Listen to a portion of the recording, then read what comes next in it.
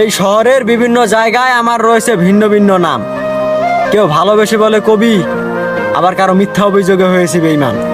তোমরা যেভাবে বুঝলে ওইভাবে সে কেন বুঝলো না? যাই হোক, ভাগ্যটা সুন্দর হলেই কপাল পোড়া শব্দটা আর পূর্ণতা পেত না।